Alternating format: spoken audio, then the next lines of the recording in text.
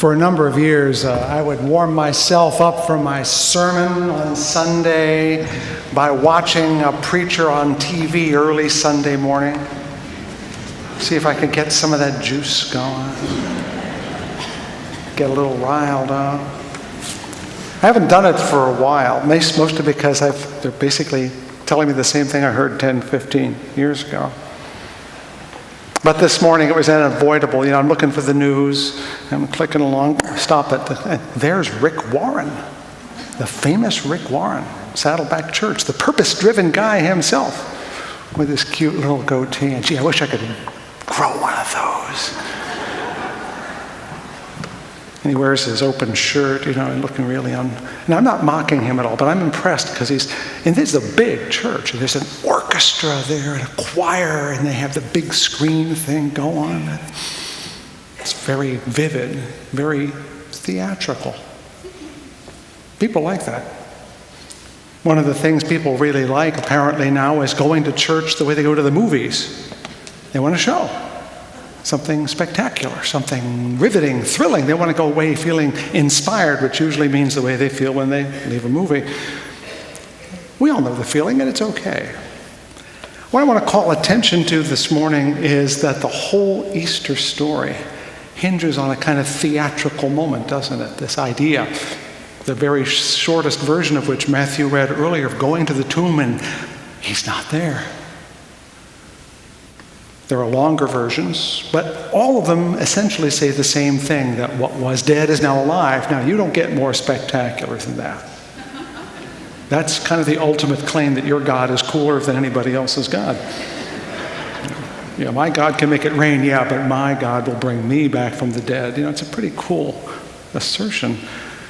But what gets lost in the assertion of the miracle, the magic, is like all good magicians, it happens because it distracts you from something else. Ever watched a magician? They do all this fancy stuff while they're busy putting the coin in their pocket. And you admire how they're able to do that distraction. Well, the distraction that takes place here is not just that Jesus rose. Who knows? I can tell you one thing for sure. He's gone. No matter what the story version is you read, at the end of the day, he's not there anymore. He's disappeared. This is an important fact. Because let's just say Jesus was, the Messiah, the Son of God, co-eternal with the Father, begotten, not made, and all that stuff. It's a beautiful thought. And let's just say that Jesus was hanging around right now. There would be a line 700 miles long waiting to see him. Because he's perfect, right?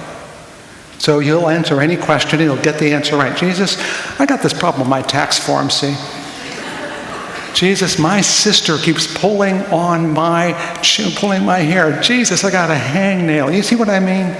We would depend upon him to answer all the questions. And that's precisely what Jesus did not come to do, is to say, come, let me do your thinking for you. The Zen master warns, if you meet the Buddha on the road, kill him. Some of you remember a book by that name by Sheldon Kopp. Well, Richard Layton writes, this admonition points up that no meaning that comes from outside ourselves is real. Let me put my glasses on.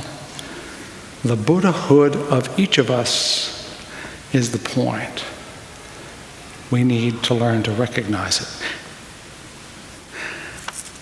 For the last several weeks, I've been leading up, I think, to what I believe is a missing element in liberal religion, a commanding vision of hope. Too often, liberal religion has fallen into where we're not like, and then you can substitute whatever denomination you hear. We're not that, we're not that, we don't this, we don't that. And that leaves us largely with a very empty room at the end of the day of not.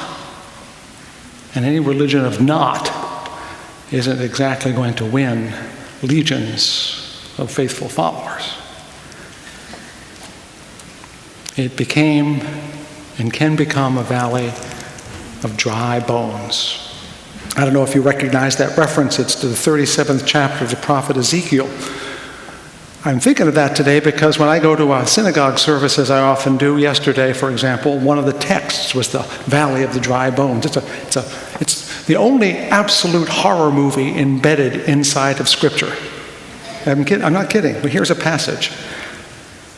The hand of the Lord came upon me, meaning Ezekiel, and brought me out and set me down in the middle of a valley. It was full of bones. Can you see all the bones, right? You know that kind of valley. He led me around them, and there were very many, and they were very dry. And God said to me, Son of man, can these bones live?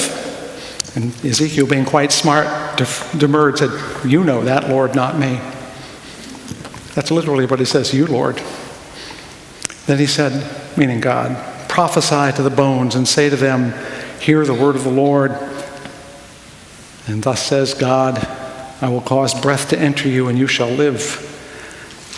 So I prophesied as God told me, and suddenly, this is the scary part, suddenly there was a noise, a rattling, as the bones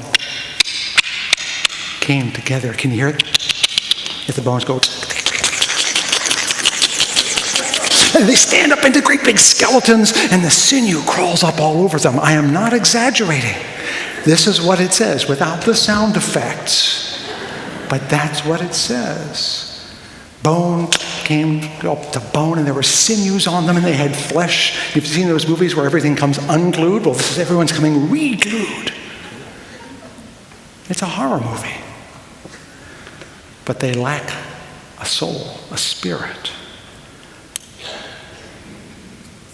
And when he asks them why, the bones say, Our bones are dried up. Our hope has been lost. In other words, just having the body of a church, the bones of a religion, the structure of religious life isn't to have religion. You must have a hope, an abiding hope, the thing that makes you go, makes you want to take the next breath too, makes you want to keep going. That's what we need. We need that as much as anyone else. And that's what I'm here to try to give you this morning. And boy, am I taking a risk, because you may not agree with me. You may not think that's a powerful hope. So I'm going to lead up to it a little bit. I'm going to remind you that for those of you who were here last year, I basically tried to kill this church on Easter. And I very nearly succeeded. And I did it for a purpose, so that it could come back to life, to find a new spirit. Last week I talked about water, living waters. Now I want to let you know that in case you don't walk past the corner of this church very often, you may overlook its cornerstone. Anyone here remember the cornerstone? Oh, you got to go read it. Fountain Street Baptist Church, erected for the worship of God and the service of man. I've been thinking about baptism again. Holy mackerel, he's thinking about baptism. And it occurred to me that what makes us different